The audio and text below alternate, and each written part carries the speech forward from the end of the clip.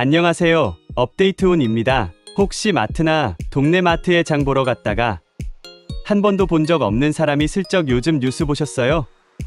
세상이 참 어렵더라고요. 같은 말로 말을 걸어온 적 있으신가요?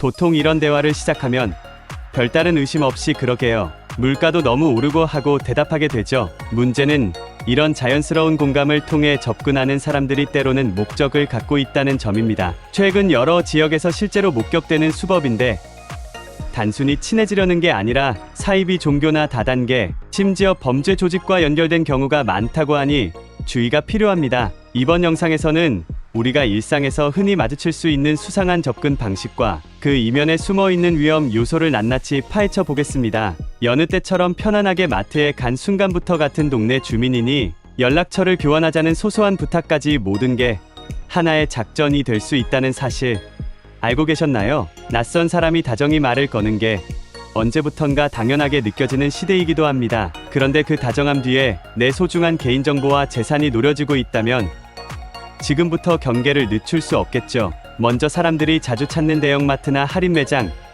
전통시장을 살펴보겠습니다. 특히 평일 낮 시간에는 어르신이나 육아 중인 부모가 혼자 장을 보는 경우가 많죠. 최근 어떤 제보에 따르면 정치 이야기나 경제가 힘들다는 일반적인 소재로 대화를 시작해 살짝 통화를 유도하거나 요즘 동네가 참 복잡하죠 하며 직접 고민 상담을 청하는 경우도 있다고 합니다. 불현듯 내 고민까지 나누게 되고 자연스럽게 연락처를 건네주게 되는 흐름으로 이어지는 거예요. 그리고 나중에 알게 된 사실은 이들이 특정 종교나 단체의 포교팀이거나 불법 다단계 모집책인 경우가 비일비재하다고 하니 소름이 돋을 수밖에 없습니다. 특히 사이비 종교 단체들은 오래전부터 당신은 특별한 운명을 타고났다 같은 종교색이 짙은 말로 직접 포교하곤 했는데요. 요즘은 이런 방식이 식상해졌는지 정치나 육아 혹은 지역사회 뉴스로 대화를 시작하며 먼저 지인을 가장에 접근한다고 합니다. 가령 저도 아이가 둘이라 너무 힘들었는데 애들 용품 정리하다가 혹시 필요하실까 해서요.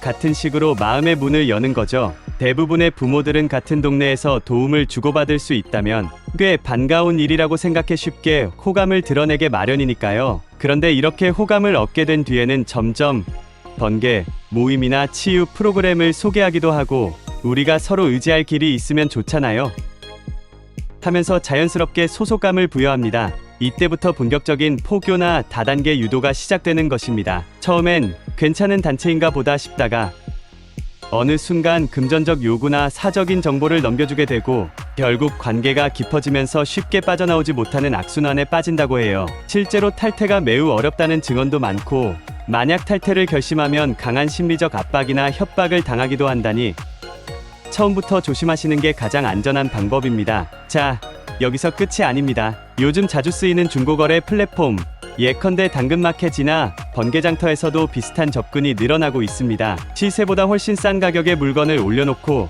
연락이 온 사람들에게 혹시 어디 사세요? 만나서 드릴까요? 하며 최대한 많은 개인정보를 물어보는 거죠. 주소, 연락처, 가족 구성까지 하나하나 캐묻는데 대부분의 사람들은 처음이라도 싸고 좋은 물건을 놓칠까봐 혹은 나눔을 준다는 선의에 혹해 술술 얘기하게 됩니다. 그런데 이렇게 수집된 정보가 고스란히 어떤 조직에게 넘어간다면 이후에는 전화나 메시지, 심지어 집 앞까지 찾아오는 일까지 벌어질 수 있으니 무섭습니다. 특히 육아 중인 부모나 어르신, 취업준비생처럼 외부와의 접촉이 상대적으로 적은 분들이 표적이 되는 경우가 많습니다. 외로운 마음을 파고드는 거죠. 저도 애 키우는 입장이라 너무 공감돼요. 혼자서 얼마나 힘드세요? 라면서 도움이 필요한 시기를 틈타 접촉해오면 경계심이 낮아진 상태에서 쉽게 정보를 건네주기 마련입니다. 여기서 끝나면 다행이지만 더 교묘해지면 전문 상담사가 있는데 혹시 한번 받아보시겠어요? 하면서 심리적 지지를 빌미로 자신들의 단체를 홍보하기도 합니다. 한편 마트나 시장뿐 아니라 택배 오배송을 악용한 범죄 수법도 기승을 부리고 있습니다. 집으로 갑자기 모르는 이름이나 모르는 주소에 택배가 도착했을 때 우리는 흔히 택배사에 연락하거나 물건 주인을 찾으려고 하지요. 이 과정에서 운송장을 살펴보고 혹은 택배 안에 들어있는 영수증이나 메모를 확인하게 됩니다. 그런데 이때 상대가 연락을 해오면서 거기 롯데아파트 102동 맞으시죠? 거기 사시는 분이시니 성함이 어떻게 되세요? 앱처럼 은근슬쩍 개인정보를 빼내갈 수 있는 기회가 생기는 겁니다. 이런 택배 범죄의 더 큰 문제는 범죄자들이 마약 등을 주문한 뒤 죄 없는 사람 주소로 배송시키고 잘못 배달된 것 같으니 물건 좀 챙겨달라며 가져가는 방식으로 수거하는 경우입니다. 그래서 물건을 수령한 내 이름이 기록상 범인으로 남게 되어 정말 애꿎게도 누명을 쓸 가능성이 있다는 거예요. 나아가 모르는 택배를 호기심에 열어봤다가 비밀침해죄나 불법 물품 소지 혐의로 엮일 수도 있고요. 법적으로도 상당히 복잡한 문제를 야기할 수 있으므로 절대 함부로 개봉하지 마시고 수상하다 싶으면 곧바로 택배사나 경찰에 신고하는 게 안전합니다. 그렇다면 이런 상황에서 우리가 할 수 있는 예방법은 무엇일까요? 가장 먼저 낯선 사람의 접근에 대해 경계심을 가지되 무작정 적대적으로 대하지는 않아야 합니다. 상대가 정말 선의로 말을 건넸을 수도 있으니까요. 하지만 대화를 시작한 지 얼마 안 됐는데 곧바로 전화번호나 가정환경, 구체적인 주소 등 민감한 정보를 물어본다면 1차적으로 의심을 해봐야 합니다. 제가 이 근처에 살아서요 같은 말에 혹해 섣불리 번호를 교환하지 말고 처음엔 SNS 메신저의 오픈 채팅 등 개인정보를 최소화할 수 있는 통로로 소통하는 걸 권장드립니다. 둘째, 택배 오배송이나 중고거래 물건을 받을 때는 상대방의 의도를 여러 번 확인해야 합니다. 정말로 바쁜 스케줄 때문에 주소를 착각했는지 혹은 의도적으로 개인 정보를 캐내려는지 직접 만나기 전에 꼼꼼히 살펴보세요. 특히 가격이 말도 안 되게 싸다거나 선물로 드릴게요, 부담 갖지 마세요 같은 호의가 반복되면 더욱 주의 깊게 살펴야 합니다. 셋째, 가족이나 지인과 함께 정보 공유를 하시는 것도 좋습니다. 혼자 끙끙 앓지 말고 오늘 이런 사람이 말을 걸었는데 어땠을까?